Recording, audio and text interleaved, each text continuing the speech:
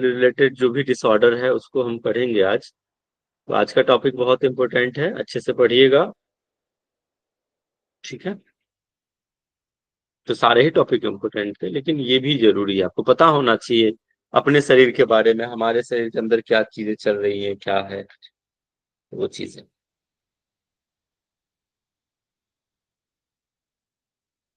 अच्छा बताओ कि ऑब्स्ट्रिक गायनोकोलॉजिकल डिसऑर्डर क्या होता है? एनीवन?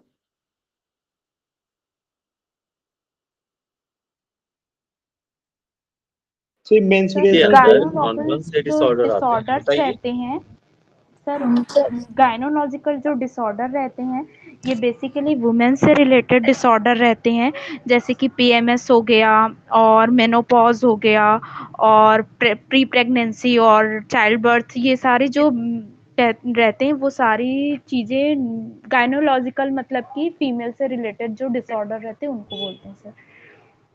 देखो वो तो सही है गायनो, लेकिन इसमें जो है सर जैसे मेंस्ट्रुअल डिसऑर्डर, पीसीओडीज वगैरह। हाँ मेंसेस है। ठीक है, चलो ठीक है, मैं स्क्रीन प्रेजेंट कर रहा हूँ, बताइएगा। और ये जो अपन जो प्रेगनेंसी वाला चीज है ना, वो एक्चुअली केयर है, it's not a disorder. Prenatal postnatal जो अपन देखते हैं, it's a care not a disorder. ठीक है, याद रखिए। ऑब्स्टिक गायनोकोलॉजिकल डिसऑर्डर, इसमें मेनली ये जो है महिलाओं में से रिलेटेड आज का ये सेशन है, उनके अंदर क्या क्या चीजें, क्या क्या उनको फेस करने पड़ते हैं लाइफ में। ठीक है, तो ये चीज समझ लो भाई।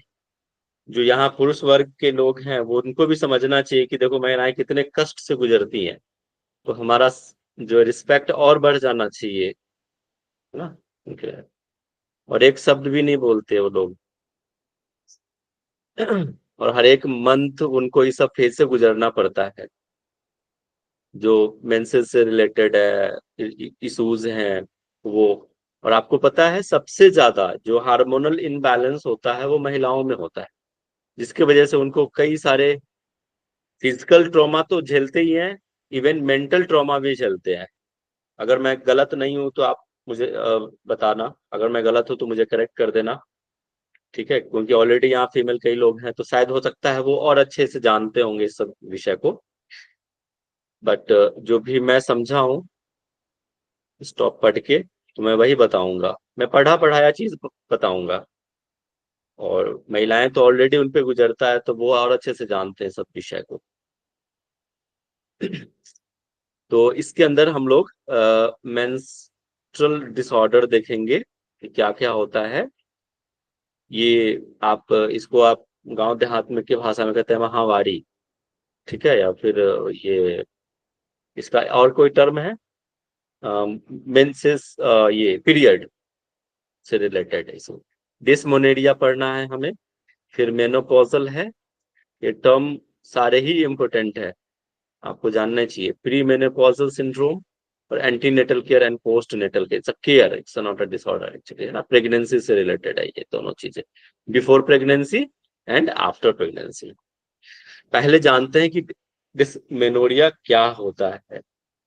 ठीक है, स्क्रीन दिख रहा है सबको ना?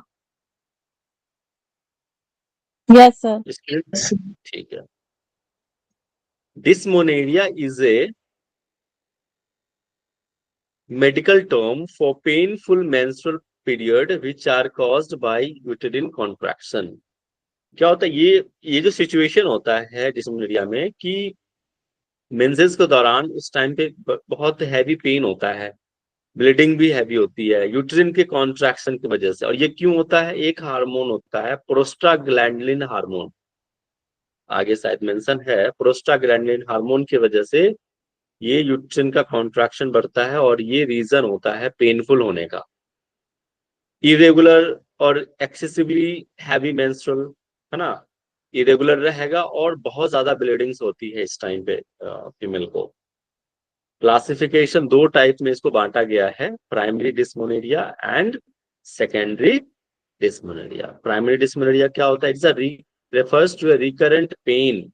Pain usually begins 1 or 2 days before you get your period or when bleeding actually start. ये एक्चुअली क्या है, जस्ट जैसे ये, इसको कौन सा फेज बोलते हैं, कोई बता सकता है? 1 से 2 दिन के पहले वाला फेज को ल्यूटियल फेज कोई जानता है यहाँ पे? ल्यूटियल फेज यस होता है ना, सर, ल्यूटियल फेज कहते हैं। Yes sir. तो ये लुटियल टर्म याद रखिएगा, ल्यूटियल ल्यूटियल फेज। फेज होता है। हाँ जी, सर पहला फॉलिकुलर फेज या ल्यूटियल फेज होता है, फिर मेंस्ट्रुएशन फेज होता है, हाँ फिर जी, आता है कार्पस ल्यूटियम और लास्ट में menstruation phase sir. Okay, good, very nice. तो ये जो पहले जो पीरियड से जो 1 से 2 दिन का जो फेज होता है ना, उस टाइम पे फील होने लग जाता है कि हमें मेंसेस आने वाले हैं। थोड़ा थोड़ा एब्डोमेन क्रैम्प्स आने लग जाते हैं, पेन होने लग जाता है। ठीक है, ये एक्चुअली एक्चुअली स्टार्ट हो जाता है जब धीरे धीरे ब्लीडिंग मतलब फीलिंग आने शुरू हो जाता है। ये किसी अनदर रीजन से नहीं होता पेन। पेन होता है किसके वजह से? पीरियड्स की वजह से हो रहा है। ठीक है, इट्स अ प्राइमरी। लेकिन वहीं आप अगर सेकेंडरी में जाओगे ना, तो किसी अनदर डिजीज के वजह से पेन होगा। वो लंबे टाइम तक रहता है सेकेंडरी, और ये ज्यादा टाइम तक नहीं रहा। You may feel pain ranging from mild to severe in lower abdomen. देखो बता दिया अभी, लोअर एब्डोमेन में क्रैम्प्स आ सकता है, फिर थोड़ा बैक पेन भी होते हैं, थाइस में भी पेन थोड़ा बहुत होता है। पेन कैन, देखो पर्सन टू पर्सन चेंज होता है। हो सकता है कुछ महिलाओं को अलग फील होता है उस टाइम पे। अलग फील होने का मतलब किसी को ज्यादा पेन होता है, किसी को माइल्ड होता है, किसी को कम होता है। मतलब इस तरह से होता है, पर्सन टू पर्सन वेरी कर सकता है ये। Pain can typically last 12 to 72 hours. ये एक्चुअली 12 घंटे से लेकर 3 दिन तक रहता है। बोल सकते हैं पहले दिन से लेकर 3 दिन तक होता है, फिर धीरे धीरे वो नॉर्मल हो जाता है। लेकिन सेकेंडरी में ऐसा नहीं होता, वो लंबा जाता है। एक और क्या डिफरेंस है, इस टाइम पे आपको क्या फील होगा? नौसिया फील होगा, मिचली आएगा, वॉमिटिंग फील होती है, फैटिक्स होगा, थकान बहुत होती है, और डायरिया, इवन डायरिया भी होता है। सब प्राइमरी सिम्टम्स है ये, याद रखना। टाइमिंग देख लेना, 1 to 3 days तक रहता है, 12 घंटे से लेके 72 घंटे तक। और इसके जो सिम्टम्स हैं, नौसिया, वोमिटिंग, फैटिक्स, डायरिया, इस तरह के सिम्टम्स रहते हैं। सेकेंडरी में नहीं होता ऐसा, वो लंबे टाइम तक रहता है, week, even week to 10 days, 12 days, 15 days तक भी हो सकता है। ठीक है, और वो किसी डिजीज की वजह से भी होता है वो। ठीक है, ये एक्चुअली नॉर्मल जो कहते हैं ब्लीडिंग स्टार्ट हो गया उसकी वजह से पेन क्रैम्प्स होता है प्राइमरी में। सेकेंडरी फिर देख लो एक बार जो है, it's result from reproductive system disorder. बोलो ना किसी अन्य, मतलब अन्य में यही आता है, जैसे रिप्रोडक्टिव सिस्टम से रिलेटेड है। जैसे कौन सा है? जैसे किसी को पीसीओडी हो गया, पीसीओएस हुआ, ठीक है, सिस्ट हो गया है, तो उसके वजह से ये सेकेंडरी डिस्मेनोरिया होता है। Both can be treated, usually begins earlier in the menstrual cycle and last longer than the common menstrual cramps। ये लंबे टाइम तक भी जा सकता है। It you usually don't have nausea, इसमें आपको नॉसिया फील नहीं होगा, वॉमिटिंग फील नहीं होता, फैटिक्स और डायरिया भी सेकेंडरी डिस्मेनोरिया में नहीं होता है।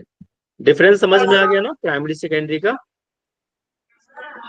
ठीक है, इसके बाद कॉजेस फॉर प्राइमरी डिस्मेनोरिया, कारण क्या हो सकता है प्राइमरी का? एक तो मेंस्ट्रुअल क्रैम्प्स हुआ, happens when a chemical called, हाँ देखो अभी जस्ट मैंने अभी बताया था ना ये हार्मोन के बारे में, प्रोस्टाग्लैंडिन हार्मोन की वजह से ये क्या होता है? ये हार्मोन एक और टाइम पे सिक्रेशन होता है। हैव यू एनी आइडिया कब होता है? प्रेगनेंसी के टाइम पे। ठीक है, प्रेगनेंसी के टाइम पे भी उस टाइम पे ये होता है। म्यूट कर लीजिए, अगर किसी का माइक अनम्यूट है म्यूट कर लीजिए प्लीज। तो ये आप याद रखिएगा, ये हार्मोन का नाम आपको याद रखना है, जिसकी वजह से यूट्रस क्या हो जाता है? टाइटन हो जाता है, कॉन्ट्रैक्ट हो जाता है, जिसकी वजह से और पेन होता है। अब जैसे आप कॉन्ट्रैक्ट हुआ, अब ब्लीडिंग्स तो प्रॉपर नहीं फ्लो करेगा ना, उसका क्या हो गया, छिद्र छोटा हो गया, टाइटेन हो गया, जिसकी वजह से ब्लीडिंग्स रुक रुक के होगा और उसकी वजह से और पेन होता है, क्रैम्प्स आते हैं। कॉजेस फॉर सेकेंडरी डिस्मोनिडिया, सेकेंडरी का क्या है, एडिनोमाइसिस। हाँ जी, कुछ कह रहे हैं? सब दालिया ड्रेसिंग चाहिए। नहीं, म्यूट कर, कौन, कुछ किसी को पूछना है क्या कुछ? हेलो हेलो, नहीं ऐसे अनम्यूट मत किया कीजिए ना, कुछ पूछना है तो बोलिए, नहीं तो लास्ट में पूछ लेना। कोई कुछ कह रहा था क्या?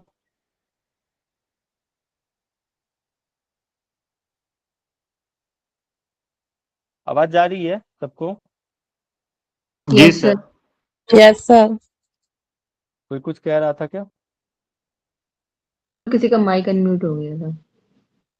ठीक है, ऐसे बोलना, ठीक है, लास्ट में पूछ लीजिएगा तो पूछना होगा। Causes for secondary dysmenorrhoea, second adenomyosis. Adenomyosis क्या होता है, ये यूट्रस के लेयर में स्वेलिंग आ जाता है, एक लेयर होता है ये। एडिनोमाइसिस क्या है, एक लेयर है यूट्रस का, वहां पे स्वेलिंग आ जाना, this is adenomyosis.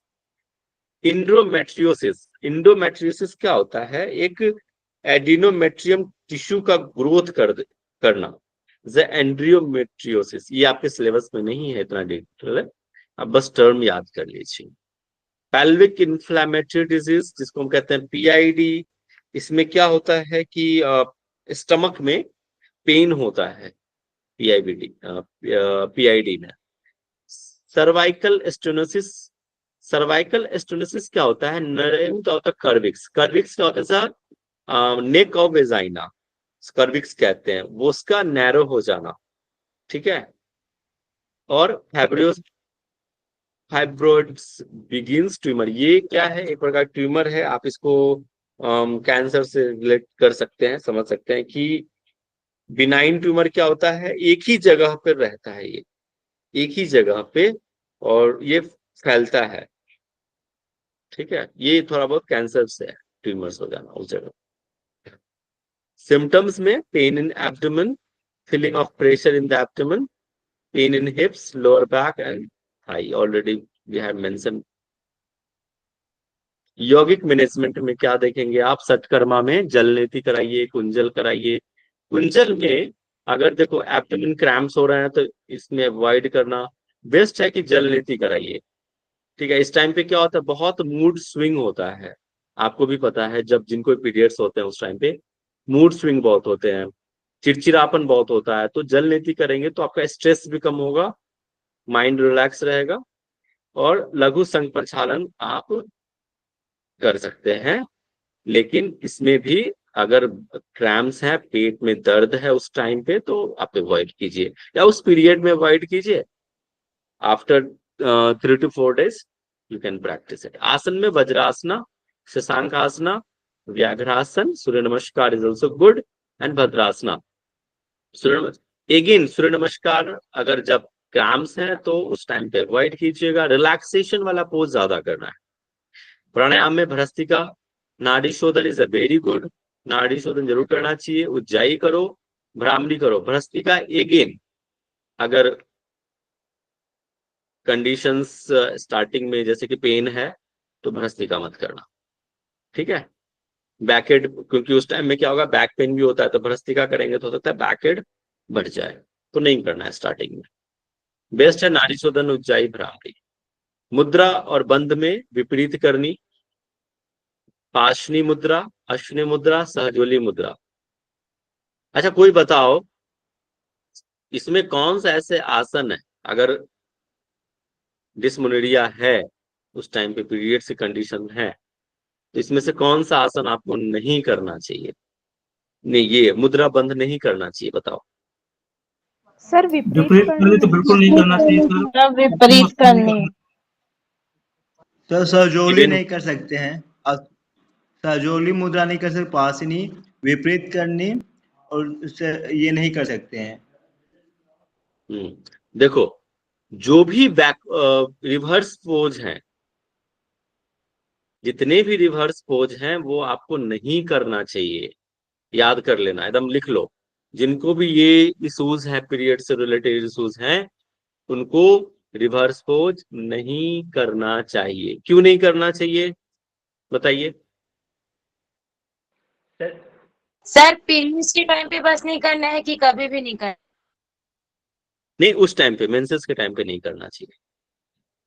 Sir sir ये क्योंकि तो जो ब्लड का बिकॉज फ्लो रहता है ब्लड वो नीचे फ्लो फ्लो डाउन रहता होता है। है और कुछ भी ओके, वो वेरी करने की गुड, वजह से वेरी गुड। ऊपर हो सकता है। हाँ जी, बिल्कुल। जो ब्लड जो बाहर निकल रहा है, कहीं ना कहीं वो इम्प्योर ब्लड है बाहर, वो फ्लो रिवर्स नहीं होना चाहिए, उसको तो बाहर निकलना है। तो इसीलिए रिवर्स पोज अवॉइड करना चाहिए ड्यूरिंग द मेंसेस। आप कहोगे सर यहाँ क्यों मेंशन है, तो ये मेंशन किस लिए है, जिनको ये प्रॉब्लम आती है ना, ये इश्यूज होते हैं डिस्मेनोरिया के, उनके लिए है। उस टाइम पे ड्यूरिंग द पीरियड टाइम आपको अवॉइड करना है, लेकिन before and after you can practise it. Okay. Meditation में सोहम मेडिटेशन, रिलैक्सेशन में योग निद्रा से very good. Next one is amenorrhoea. Amenorrhoea क्या होता है, जैसे अब्सेंस ऑफ पीरियड। बहुत लोग को ये इश्यूज आती हैं कि भाई 3-4 महीने पीरियड ही नहीं आते हैं। पीरियड आना भी चाहिए भाई, जिनको पीरियड नहीं आएगा वो समझो कि बहुत वो वर्स्ट कंडीशन है, वो प्रेगनेंसी में बहुत दिक्कत आती है फिर। तो पीरियड होना is a healthy person, healthy women के निशानी है कि टाइमली आपके पीरियड्स हो रहे हैं, फ्रिक्वेंट हो रहे हैं, ठीक है, वो हेल्दी वुमेन के निशानी है। तो एमोनोरिया हो गया एब्सेंस ऑफ पीरियड, कई बार होता है sometimes 3 to 4 months no period, condition of amenorrhoea. Menopause, ये समझ में आया, पहले ये बताओ फिर हम आगे पढ़ेंगे ना। सर एक क्लियर है? क्वेश्चन था। हाँ जी, सर पूछो। सर आप जैसे ड्यूरिंग मेंस्ट्रुएशन से हम तो कोई भी न कर्म करते हैं, ना कोई आसन करते हैं, ना प्राणायाम करते हैं, हल्का सा मेडिटेशन करना करते हैं, चाहिए। या वो उससे तो आप नहीं नहीं, बता रहे हो ऐसा कि कुछ मैं। नहीं है। नहीं नहीं, ऐसा कुछ नहीं है। मैं क्या बोला कि रिवर्स पोज नहीं करना चाहिए मेंसेस के दौरान। बाकी आप कर सकते हो, ठीक है, बाकी सारे एक्सरसाइज आप कर सकते हैं, लेकिन कंडीशन पे कि भाई अगर किसी को बहुत हैवी है, बहुत क्रैम्प्स आ रहा है, तो थोड़ी वो एक्सरसाइज करेगा, वो तो रिलैक्सेशन ही करेगा। उस टाइम फिर योग निद्रा कर लो, सिर्फ प्राणायाम कर लो अगर इस तरह का है, या रेस्ट करो। लेकिन बहुत लोगों को क्या होता है, पेन नहीं होता, क्रैम्प्स नहीं होते, उनको नॉर्मल रहता है इस तरह की चीजें, तो वो कर सकते हैं। बस रिवर्स पोज नहीं करना होता है, बस बाकी सारे कर सकते हैं, कोई दिक्कत नहीं है। ठीक है। ठीक है सर, ठीक है सर। उस वक्त ध्यान रखना होता है, उस फेज में। और एज ए योगा इंस्ट्रक्टर आपको पूछना चाहिए। कई बार क्या होता है, ये गलत नहीं है, हम लोग ना मतलब कई बार मैं सिखाने जाता हूँ इस तरह से, प्रॉब्लम बहुत होती है सर। तो फीमेल कई बार हिचकिचाते हैं, अरे ये कोई दिक्कत थोड़ी है, ठीक है, हम सब इसी के वजह से आज इस संसार में है, याद रखो। जी ठीक सर। है। तो सर मैं भी योगा इंस्ट्रक्टर को बहुत प्रॉब्लम होती है सर, यदि जाते हैं तो तो स्टार्टिंग में बहुत ये प्रॉब्लम। आप ये फीमेल को भी ओपन अप होना पड़ेगा कि नहीं, हम इस पे खुल के बात करें, ये गलत चीज थोड़ी है। हाँ है, ओके, इट्स ओके, फाइन। और आपको भी, मैं पुरुष वर्ग को भी कहता हूं, उनको भी मजाक नहीं लेना चाहिए। महिलाएं क्यों हिचकिचाती है, क्योंकि उस कंडीशन में पुरुष उसका सम्मान नहीं करते हैं, इसलिए नहीं बताते हैं। मैंने कई ऐसे लड़कों को देखा है। तो इसीलिए ये सिर्फ यूनि डायरेक्शनल नहीं होता, बाई डायरेक्शनल भी होता है। आप अच्छा बिहेव करेंगे तो फीमेल भी आपके साथ उस तरह से ओपन अप होकर बात करेंगे इस विषय पे। आप अगर अच्छा नहीं करते हैं तो फिर वो भी नहीं बोलते हैं, ठीक है। तो आप पूछिए क्लास में, जब आप कराते हैं तो आप ओपनली आप इंस्ट्रक्शंस दे सकते हैं कि इफ यू हैव मेंसेस तो please avoid this asana, if you have, कोई भी अच्छे योगा इंस्ट्रक्टर का यही होता है कि if you have a back pain please avoid this type of asana, firstly बोल देना है। ओके, बहुत चीजें होती हैं एज ए योगा जब सिखाते हैं, ट्रेन करते हैं। मैं इसलिए तो ये सेशंस आप लोगों के लिए, योगा थेरेपी का जो सेशन है आप लोग बहुत जरूरी है। आने वाले टाइम में आप सिखाओगे, सिखाते ही हैं, बहुत लोग सिखा भी रहे होंगे। आप कितने बच्चे पूछते हो, आप बताओ ईमानदारी से, क्लास से पहले बहुत कम पूछते हैं, मुझे पता है। वो और आते मैं हैं और पूछता सीधे, हूँ। ठीक है आपकी बात नहीं कर रहा हूँ मैं जनरल बातें कर रहा हूँ, और उनको पता भी नहीं होता कि भाई क्या है। चलो ठीक है, अब आता है मेनोपॉज पे। मेनोपॉज क्या है, एक बार बहुत पहले की घटना है। तो ऐसे ही मैंने ये ऐसे ने देखा, पढ़ा रहे थे मीनोपॉज, वो एक्चुअली वो गलत ऐसे ऐसे बोल रहे थे, ऐसे सुनने में आ रहा था कि कोई पोज हो। हमने यार फर्स्ट टाइम मैंने ऐसा पोज सुना है, ठीक है, कोबरा पोज सुना है, माउंटेन पोज सुना है, यार ये मेनोपॉज क्या होता है। तो जब स्पेलिंग देखा, अरे अच्छा ये है, पॉज है एक्चुअली, मीनो पॉज। पॉज होता है क्या, मतलब रुक जाना है ना, आप बोलते हैं ना, हाँ, रुक जाना। Resume and pause. तो रुक जाना, मेनो मतलब मेंसेस का रुक जाना, ठीक है, it's a menopause, not a pause. Okay, तो menopause is a stage in life, ठीक है, ये भी फीमेल के ही है, महिलाओं में ही होता है कि जनरली अर्ली 50 के आसपास जब जाते हैं महिलाएं, तो पीरियड्स रुक जाते हैं उस टाइम पे। उस टाइम पे भी उनकी बॉडी में कई हार्मोनल इनबैलेंसेस शुरू होते हैं, उस टाइम पे भी बहुत चेंजेस आते हैं, इतना आसान नहीं होता, ठीक है। Menopause is a stage in life when you stop having your periods. उस टाइम पे क्या होता है, पीरियड रुक जाते हैं, it's a normal part of the ageing. धीरे धीरे जैसे एज बढ़ना शुरू होता है, वो पीरियड्स की फ्रीक्वेंसी कम होकर धीरे धीरे 50, early 50, typically your late 40 and early 50, 50 के आसपास चला ही जाता है, बंद हो जाता है। It's a menopause. It's a menopause near the ovaries necklace of hormone called estrogen. ये सर रिमेम्बर, आप इसका नाम याद कर लीजिएगा, हेट्रेक्टोमी, कीमोथेरेपी एंड रेडिएशन थेरेपी। अच्छा, कीमोथेरेपी रेडिएशन थेरेपी के दौरान ये होता है। Menopause nears the ovaries make less. इस टाइम पे क्या होता है, ओवरीज से जो हार्मोन का जो सिक्रेशन होता है ना, एस्ट्रोजन, धीरे धीरे धीरे धीरे वो कम। आपको पता है महिलाएं पूरे मतलब लाइफ में करीब करीब वो अम, जो ओवरीज से जो एक का जो सिक्रेशन होता है प्रेगनेंसी के लिए ओवरी से, तो फीमेल में दो मतलब जो ये दो एग्स निकलते हैं हर एक मंथ, दो ओवरीज पाए जाते हैं फीमेल में, और एवरी मंथ फीमेल ओवरी से दो एग का सिक्रेशन होता है।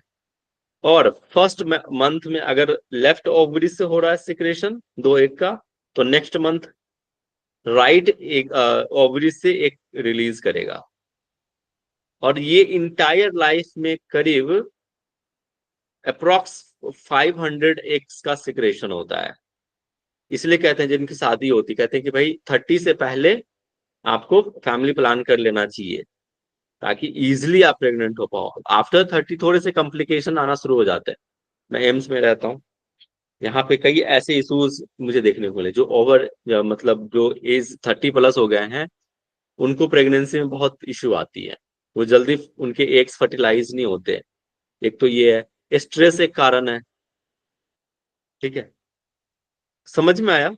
और ये एग्स जो है, मतलब आफ्टर मतलब इंटरकोर्स के दौरान ये एग्स फर्टिलाइज हो जाता है, तब हम समझते हैं उस टाइम पे फिर क्या होता है, पीरियड्स नहीं आते हैं। अगर पीरियड आ गया तो मतलब एक फर्टिलाइज नहीं हुआ होता है। आप लोग देखना अपने फैमिली में भी जो प्रेग्नेंट रहते हैं ना, उनको पीरियड्स नहीं आते हैं, पता है ना।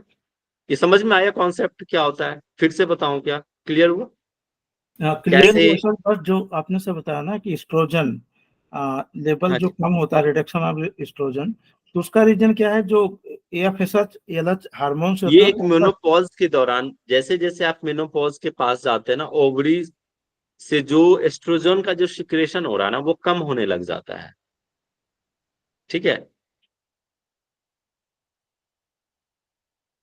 सर ये नेचुरल होता है ना, मतलब एज की वजह हाँ से जी, ये। नेचुरल होता है, और ये कीमोथेरेपी से भी कम होता है, ये भी समझो।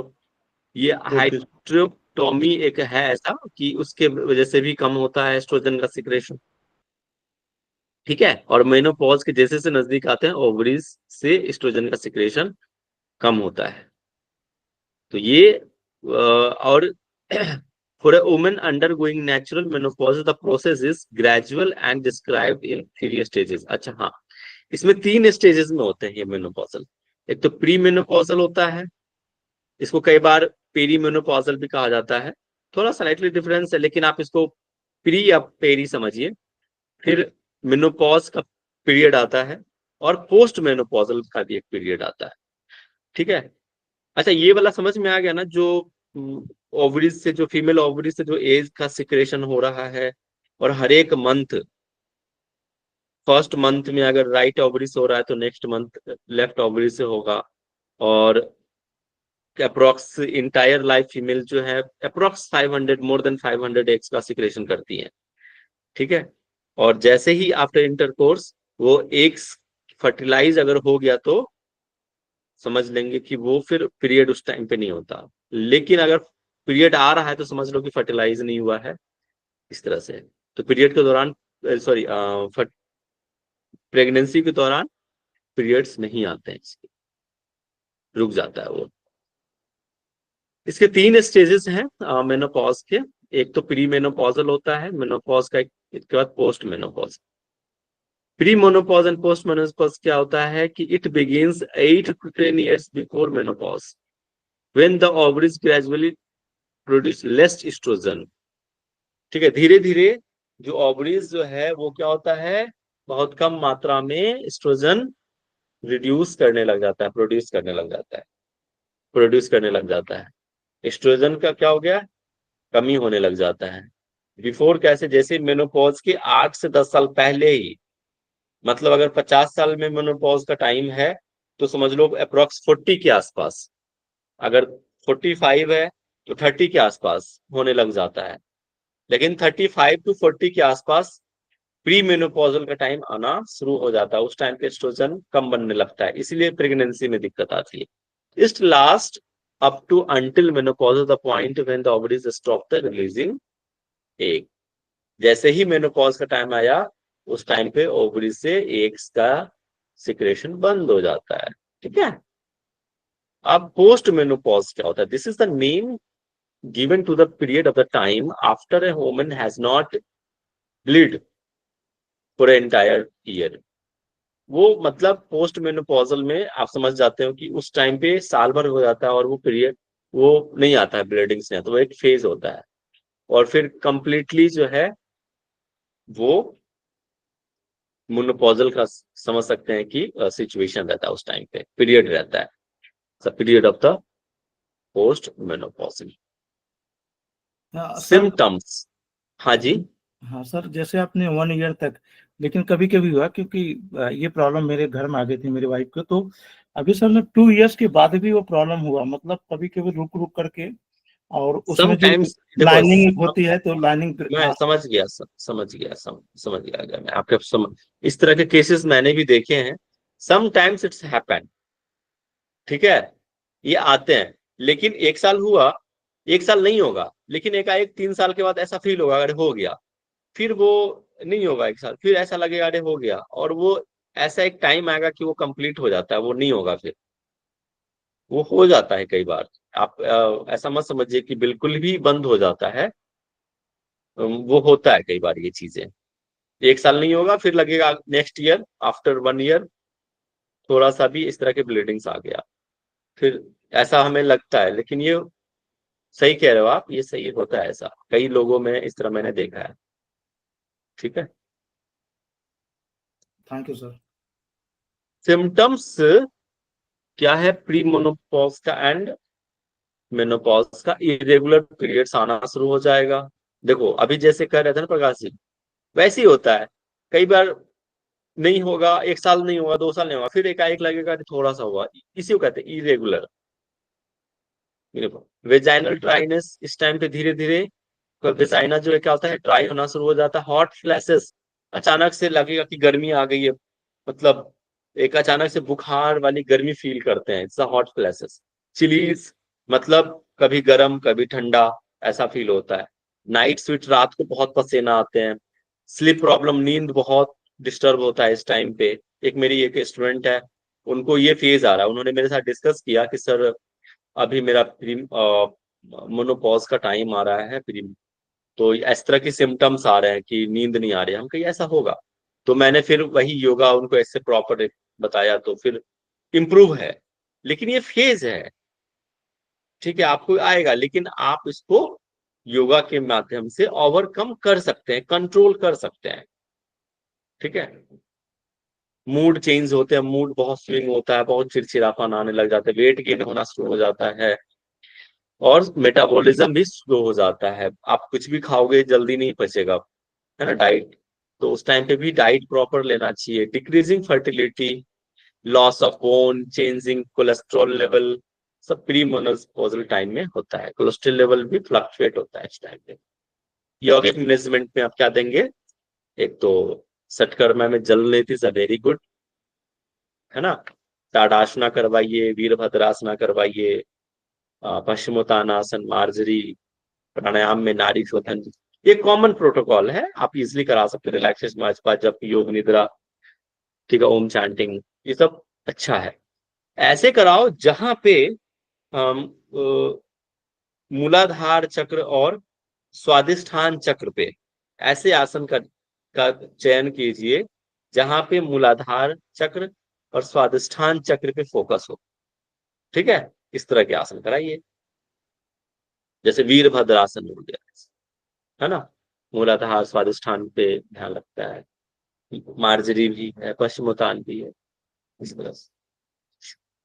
अब आता है एंटीनेटल पोस्ट टाइम है अपने पास। ओके, टाइम भी करीब हो रहा है, कोई बात नहीं, कल इसको देख लेंगे फिर, है ना। ये हमारा प्रेगनेंसी से रिलेटेड है, तो इसको आराम से पढ़ेंगे सब। अभी इसमें कोई डाउट है, कोई कंफ्यूजन है तो आप पूछिए मुझे। समझ में आया सबको? ये बताइए मुझे, सर कॉन्सेप्ट क्लियर हुआ? हाँ सर, कॉन्सेप्ट क्लियर। जैसे आपने बताया सर कि मोनोपॉज पीरियड में 45 से लेकर के 55, तो इसमें एस्ट्रोजन जो लेवल